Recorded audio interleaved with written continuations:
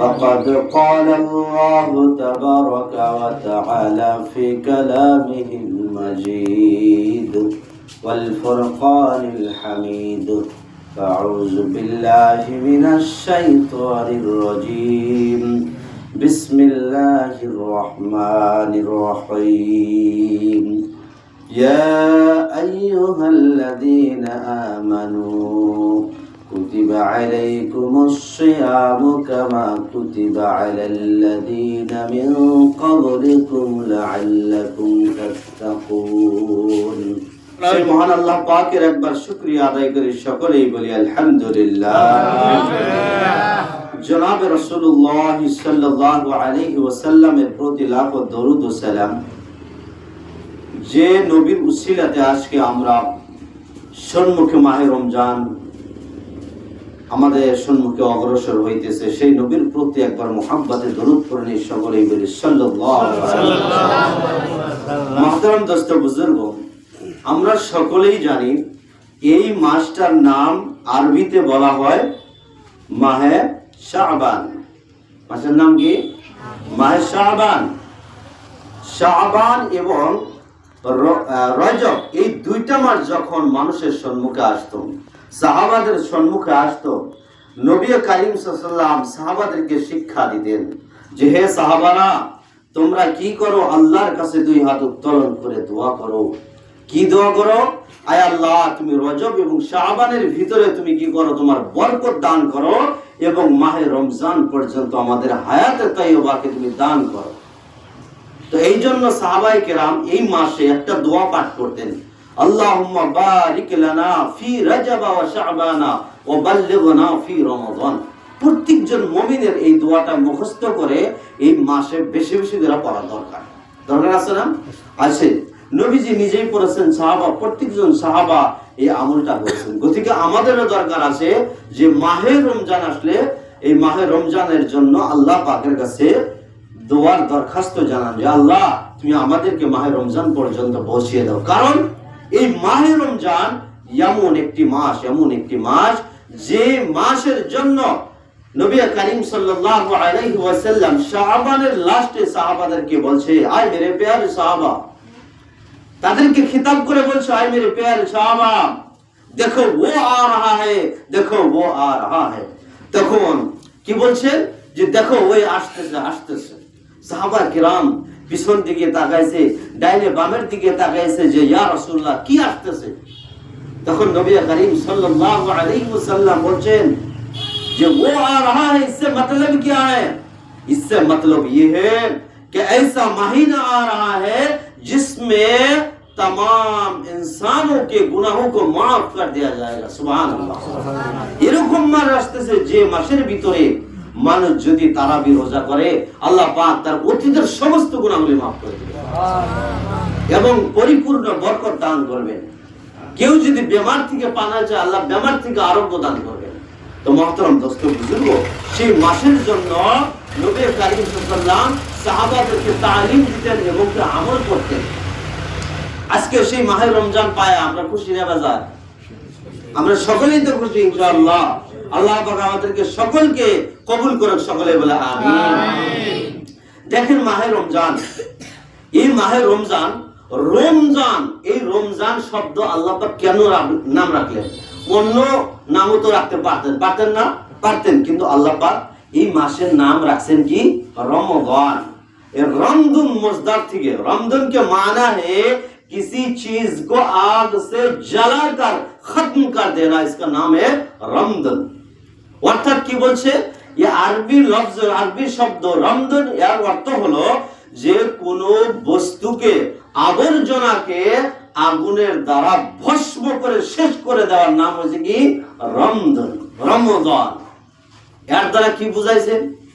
আল্লাহ পাক রব্বুল আলামিন বুঝাইছেন যে এই মাহে রমজান রীতিমতো কোনো মানুষ যদি তারাবি রোজা করে তাহলে আল্লাহ পাক তার জীবনের সমস্ত গুনাহ আল্লাহ পাক maaf করে দিবেন। সুবহানাল্লাহ। তো মুহতারাম দোস্ত বুজুর্গ, আমরা সকলে আল্লাহ পাকের কাছে ইরাদা করে নেই যে যদি আল্লাহ পাক আমাদেরকে হায়াতে তয়্যবা দান করে থাকে, মাহে রমজানের 30টা রোজা ইনশাআল্লাহ রাখবো আমরা।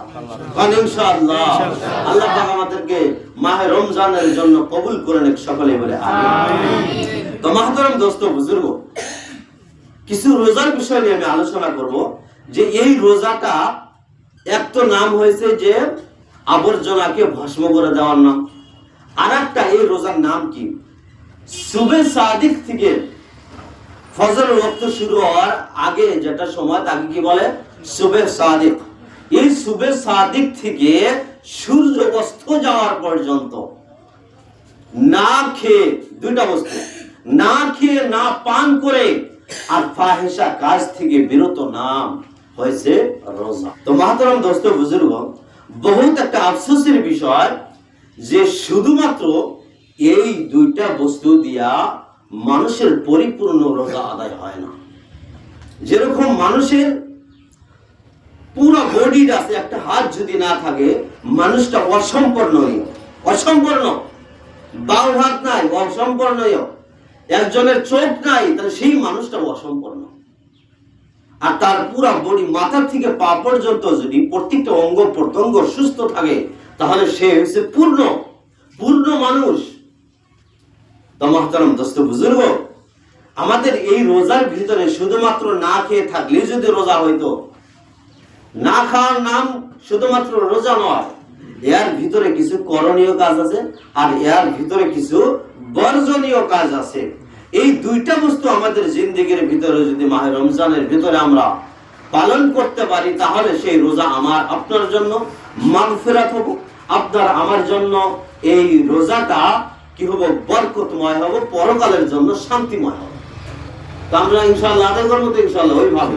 তো এক নম্বরে আমরা কি কাজ করবো, মাহে রমজানের আমল, দুইটা আমল। এই দুইটা আমলের ভিতরে এক নম্বর আমল, मैं इस महीना में कभी गुनाह नहीं करूंगा। এক নম্বরে কি, যে এই মাসের ভিতরে আমি কোনো গুনাহ কাজ করব না। মুহতারাম দোস্ত বুজুর্গ, আমরা অন্য মাসে অনেক গুনাহ করে থাকি না? এই মাসে আল্লাহর রাস্তে আমরা আল্লাহর কাছে নিয়াত করে নেব যে এই মাসের ভিতরে আমরা গুনাহ কাজ করব না, মিথ্যা কথা বলবো না, গীবত করব না, চগলখড়ি করব না।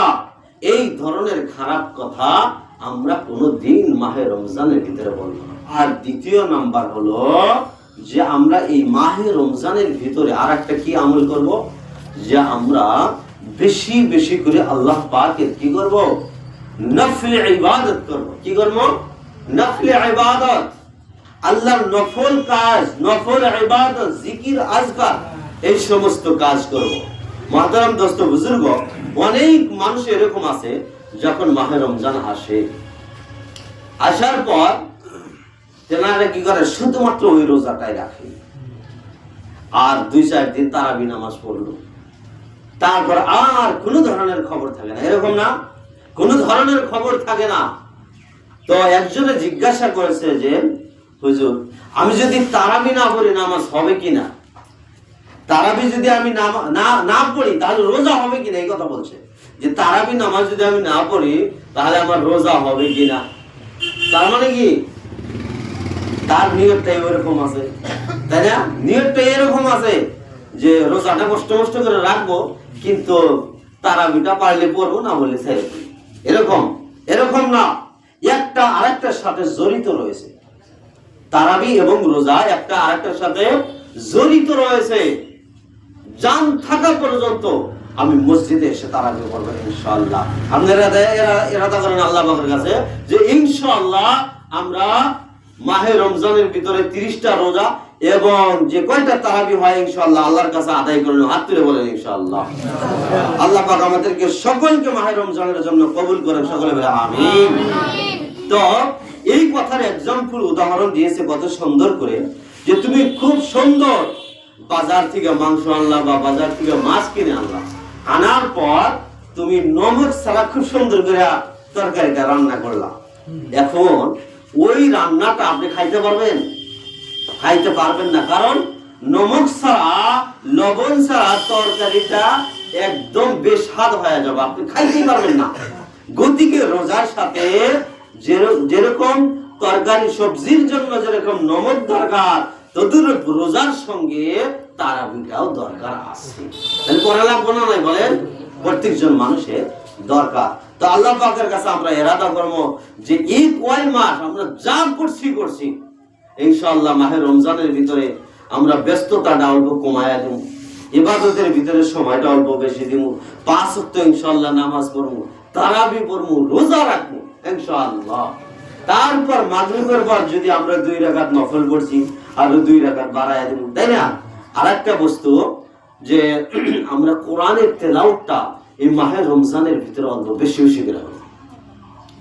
বহুত মা বোন এরকম দেখা যায় যে মাহের সারা বছর যা কিছু পড়ছে কিন্তু মাহে রমজানের ভিতরে সুন্দর তেনারা তেলাওয়াত শুরু করে দেয় যে মাহে রমজানের ভিতরে কমাস কম একটা খতম হলে উঠাইতে হবে, কোরআনের সঙ্গে সম্পর্ক জোড়ে দেয়। আমি যদি না পড়তে পারি, যতটুকু তেলাওয়াত জানি আমি শুধু ততটুকু আমি আদায় করবো। তারপর আমার বাড়িয়ালি পড়তে পারে, বাড়িয়ালাকে আমি হুকুম দেবো যে তুমি কোরআন তেলাওয়াত করো। মা যদি পড়তে পারে মাকে বলবো, মেয়ে যদি পড়তে পারে মেয়েকে বলো। তাহলে এই মাহে রমজানটা আমাদের জন্য, আপনাদের জন্য, সকলের জন্য একটা বরকতময় হয়ে যাবে। তো মহতরম দোস্ত বুজুর্গ, এই 2টা আমল আমরা ইনশাআল্লাহ করবো তো ইনশাআল্লাহ করবো।